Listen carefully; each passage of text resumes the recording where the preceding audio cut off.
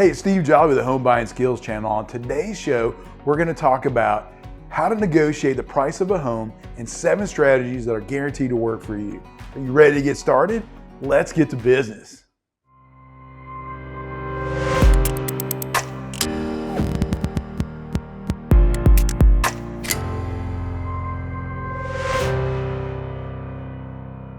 Now, the first strategy that most people don't use is you need to learn everything about the home as quickly as you can in the process.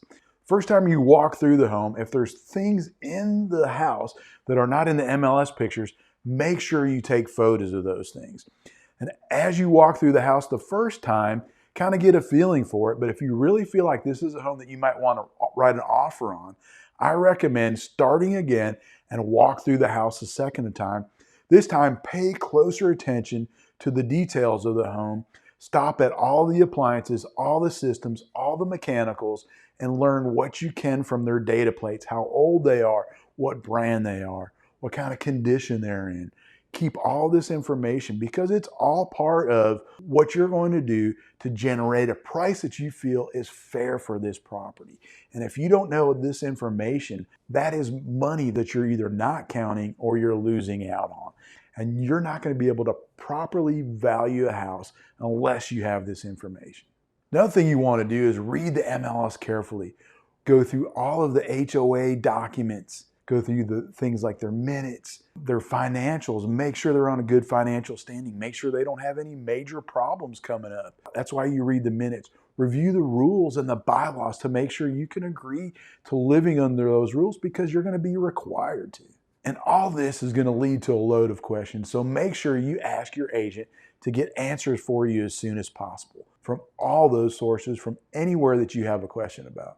Other things are important to look at is the tax data, flood maps, zoning, permits, anything that pertains to the house that you can glean some information about the structure or the quality or the area, anything you can get about that affects the value of the home.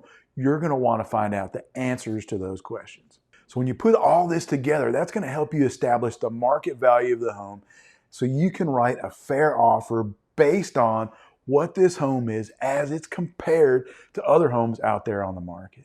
Second thing you want to do is learn everything about the seller, but especially what are they looking for in an offer and what are they trying to accomplish. And the reason you want to do this is twofold. First of all, you want to make sure that your offer contains as much of what they're looking for so that you can have a good chance of getting the home. Now, I don't think you have to give them everything that they want, but if there are certain things that they want and it doesn't matter to you, why not give that to them if that's what they're looking for? That's going to help them feel more comfortable in that offer that you present to them because you want it to look as best as possible. You want that offer to be the best possible offer that they can receive so that they can meet their goals and achieve what they want to do.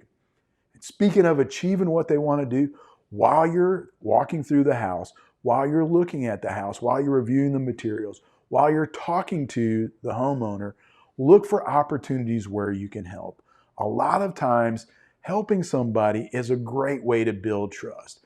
Now, if you look in Forbes, they tell you in business relationships, the best way to build trust is for people to solve problems together. And when you offer an opportunity to solve a problem for somebody, they're going to look at you different. They're going to like you a little bit more. They're going to feel like they know you a little bit more, and they're going to begin to trust you. And trust is so important in a real estate transaction. So many people think real estate is all about the price, and it's really not. Price is important, but it's about price, it's about terms, and it's also about trust. Can they trust you to get this loan and do everything you need to do in order to get to the closing table? Because if you can't do that, they don't want to move forward to you. No seller wants to put their home on the market twice. So you need to have that trust built with the seller so they feel very comfortable in your ability to get to the closing table. One of the questions I get is people don't know what is a fair offer on a house and what are fair terms on the house. One thing you can do is you can ask your real estate agent. You can also ask your lender, hey, what price and what terms seem to be working for people in writing offers right now? Are they able to write an offer below the list price? Do they have to write an offer at list or over in order to be able to get that home? Those are things you need to ask. What kind of terms does a buyer need to offer in order to secure a home?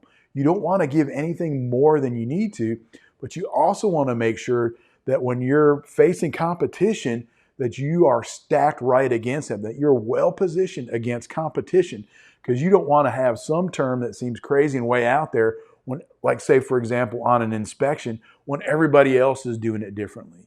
If that's not a benefit to the seller, they're going to look at that as a negative. So we want to make sure that not only is our offer look good, but when it stacks up against the competition, it still looks the best. And this is an area where I see a lot of people get bad advice. And it's simply because what worked yesterday doesn't always work today. And that's why it's so important that I think you need to talk to your realtor, you need to talk to your lender and find out, hey, what is working right now? What is working today? And then the last thing about your offer, remember I was talking about trying to find solutions to problems for the seller? Well, be creative. Be creative in your offer. It'll help you stand out. It'll help your offer look better. And it'll show the seller that you really care about purchasing their home. That's important too. And as you're writing that offer, remember, it's not always about the price of the home. Your goal in this process is to make yourself, your offer, and your documentation look the best that your seller can hope to receive in order for them to close on this transaction. And most of the time, what the seller's looking for, they're looking to maximize the profit and minimize the headaches and worries. So if you can help them maximize the profit while especially minimizing headaches, you can go a long way to winning the seller over on your side. So it's not always the price, it's price plus terms plus trust to be successful in this market. So if you can build trust early with the seller and with the listing agent, you'll go a long way to helping yourself be successful in this crazy market. Now, one of the last things you're going to want to do, and it's really difficult, is to take an unbiased look at the comparable sales and listings on the market and actually compare them side by side to the home that you want to purchase. So in order to do this, you're going to want to start really wide and narrow it down. So start looking wide, about a mile radius of the home. Every home that's listed or sold in the last 6 months that's within plus or minus 20% of the square foot and about plus or minus 10 years of age. That'll give you a good idea of what appraisers are looking at. And then once you have that big picture, you might have 50 or 100 homes in this. Start narrowing it down and looking for homes that are similar to yours, similar to location, similar to style, similar to size, similar age, and similar condition.